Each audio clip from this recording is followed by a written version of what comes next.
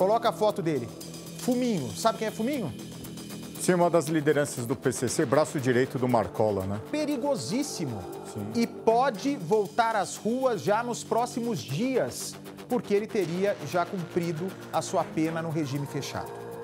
Da mesma maneira, o Marcola, a polícia, a justiça vai achando brechas para manter ele num presídio de segurança máxima, porque sabe o que pode representar a soltura desse homem para a sociedade brasileira. E agora, Fuminho vai ser solto ou Fuminho, a justiça vai conseguir achar uma brecha para manter ele em segurança máxima? Eu espero que consiga manter.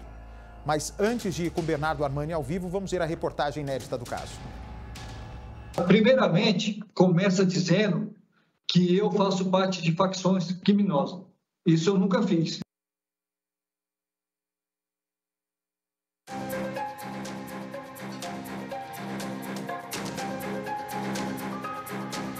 Considerado um dos maiores traficantes de drogas do Brasil, Gilberto Aparecido dos Santos, conhecido como Fuminho, foi preso em Moçambique em 2020. Vai falar com o meu advogado. É um indivíduo que era, vou colocar no passado, que era o responsável por negociar a droga, ou pelo menos colocar a droga na Europa, via África. Por quê? Porque na Europa existe um monopólio de máfias, principalmente a Nangreta, que é quem controla a droga no continente europeu. A ideia do Fuminho era exatamente colocar a droga no continente europeu sem passar pela máfia, entrando aí, usando o território do continente africano. Nesta audiência na Justiça, Fuminho tem dificuldade de explicar sua profissão. O senhor pode confirmar o nome completo, por favor? Gilberto Aparecido dos Santos. Perfeito. A profissão do senhor? Ultimamente, eu estava de voluntário. Do quê? Voluntário é que ajuda as pessoas necessitadas, doações, entrega de doações, essas coisas. Certo. E o local onde o senhor exercia essa atividade? A última estava sendo na África do Sul. Ok. Fuminho não é formalmente um membro do primeiro comando da capital, mas na prática é um colaborador especial. Segundo a Justiça, é um dos principais fornecedores de cocaína ao PCC e um amigo pessoal de Marcos Herbas Camacho, o Marcola.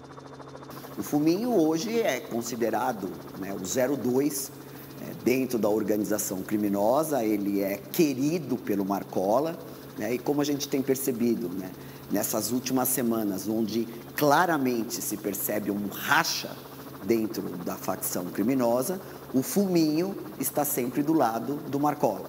O Fuminho é o indivíduo, o traficante, que tem muito dinheiro, ficou 20 anos evadido, só foi preso por uma operação da Polícia Federal na África, em Moçambique, e foi removido para São Paulo, transferido para São Paulo, e hoje está num presídio federal. O senhor já foi preso ou processado alguma outra vez? Eu fui preso a primeira vez em 91 e saí em 93 e depois eu fui preso novamente em 1998 e fiquei alguns meses só. Fuminho nega fazer parte do PCC. Primeiramente, começa dizendo que eu faço parte de facções criminosas. Isso eu nunca fiz. Todo mundo é muito ciente, inclusive a promotoria que trabalha em cima de facções criminosas, eles têm real certeza de que eu não faço parte de facção. Primeiro, eu fui preso em 91 a 93. Nessa época, nem se ouvia falar de facções. Eu, pelo menos, não ouvi falar. Inclusive, nessa denúncia está falando que teve uma mega rebelião em 93. Não existiu nenhuma mega rebelião em 93, conforme essa denúncia está falando. Isso aí eu acho que quem escreveu essa denúncia já se equivocou, porque eu acho que deve ter sido por anos posteriores. Em 98 também eu fui preso novamente, fiquei alguns meses, não ouvi falar Se estava surgindo alguma coisa de facções, pelo menos no momento em que eu estive preso, não vi. Então, se a pessoa não se envolve em facção criminosa no presídio, na rua, muito menos que a pessoa vai se filiar a isso. Então, eu, pelo menos, nunca fiz parte de facções e não vou fazer, com fé em Deus, nunca vou fazer e não preciso de facções.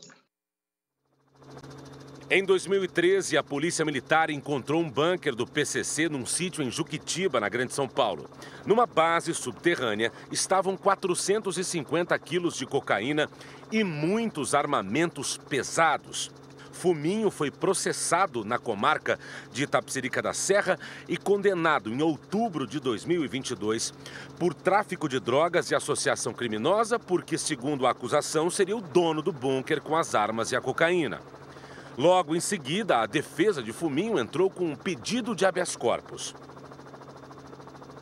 O problema é que 2 meses depois, em dezembro, na véspera do recesso judicial, o processo do Fuminho foi movimentado por meio eletrônico por um advogado que falava em nome dele, mas não constava nos autos como sendo representante do Fuminho.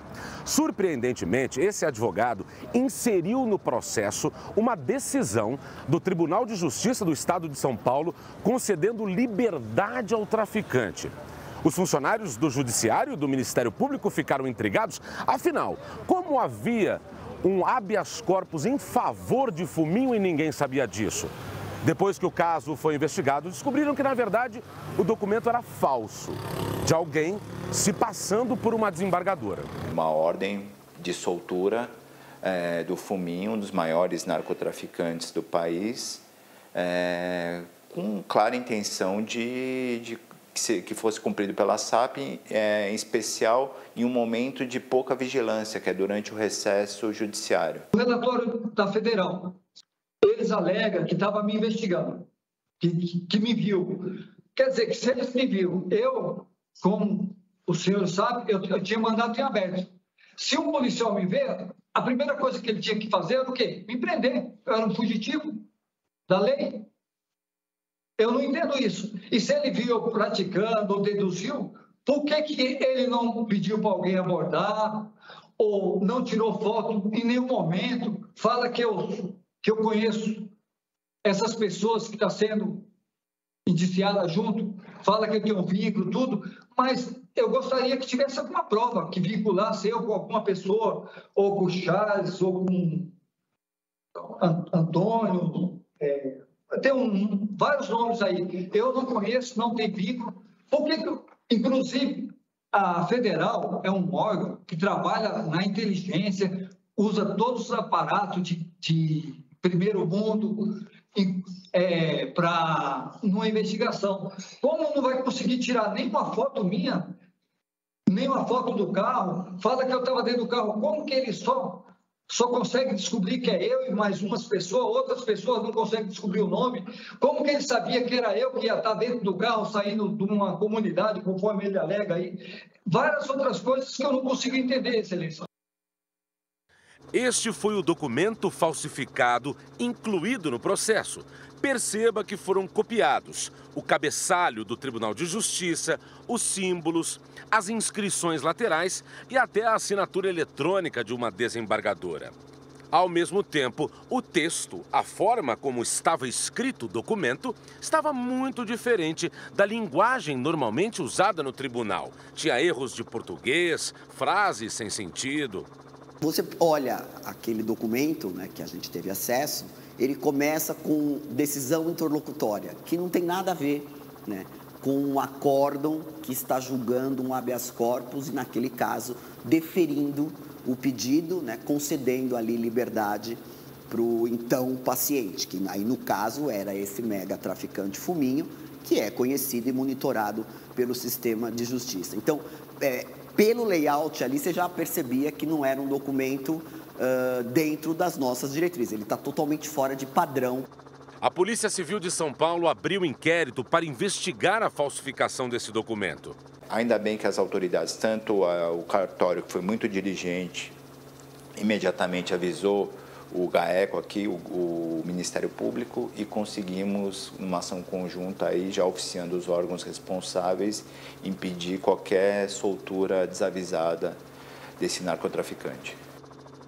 Os policiais descobriram que o documento foi inserido no processo a partir de um escritório de advocacia de Presidente Prudente, no interior de São Paulo, cujo dono é Sandro Moretti, um homem que é formado em direito, mas não tem carteira de advogado. Sandro Moretti já foi preso por estelionato e por se passar por um advogado para acessar um inquérito policial. Ele foi indiciado. Moretti, segundo a investigação, usava a senha de acesso ao sistema eletrônico da Justiça de um outro advogado, que, segundo a família dele, está desaparecido. O caso segue em investigação. Basta ler o documento. A defesa de Fuminho diz que esse documento falso, autorizando a soltura dele, foi uma armação contra o cliente, porque a fraude prejudicou o Fuminho, que foi impedido de sair do presídio federal em que cumpre pena. Isso gerou um prejuízo inenarrável. Um dos fundamentos para a manutenção dele em presídio federal foi essa fraude, que não foi por nós perpetrada. Logo que tivemos ciência, fomos instados pelo juiz a nos manifestar, corroboramos o posicionamento do Ministério Público no sentido de que haveria necessidade de uma apuração rigorosa e punição dos responsáveis. Reafirmo, nós, defesa, acusado e familiares, não temos nada a ver com isso. Às vezes eu penso que a coisa forçou só para o meu lado. Comprovado que o sítio tem dono, verdadeiros compradores, e agora estão querendo dizer que eu que sou o dono, sem nenhuma comprovação, nada. Eu acho tudo muito estranho. Para a Justiça, Fuminho insiste que é inocente no caso do bunker do PCC descoberto em Juquitiba com cocaína e armamento pesado. Confirmo e falo com toda a convicção que eu não tenho nada a ver com isso. Nunca precisei ter arma somente calibres pesados, porque não é meu perfil de violência, pode puxar meu passado. Eu nunca me envolvi em algo de violento. Apesar dessa alegação, Gilberto Aparecido dos Santos, o Fuminho, responde na Justiça pelo assassinato de 2 integrantes da alta cúpula do PCC, Rogério Jeremias de Simone, o GG do Mangue, e Fabiano Alves de Souza, o Paca, em 2018 no Ceará. Segundo o GAECO, seria que GG e Paca estariam desviando dinheiro do primeiro comando da capital. Fuminho continua preso. O crime organizado está literalmente milionário. Para não falar, ele está, na realidade, bilionário. Então, a gente atua e consegue, dentro dos estudos e até através de investigações que se toma conhecimento, que eles trabalham, esse trabalho é entre aspas, o tempo inteiro, em mecanismos ou de fuga, ou de resgate, ou de, eventualmente, através de um documento falso, conseguir um alvará de soltura e sair pela porta da frente. Isso aí foi tudo, forçou muito essa situação e me envolveu com as pessoas que eu não conheço. Não tem nem como me vincular com essas pessoas, Alícia. O que eu tenho a dizer é isso.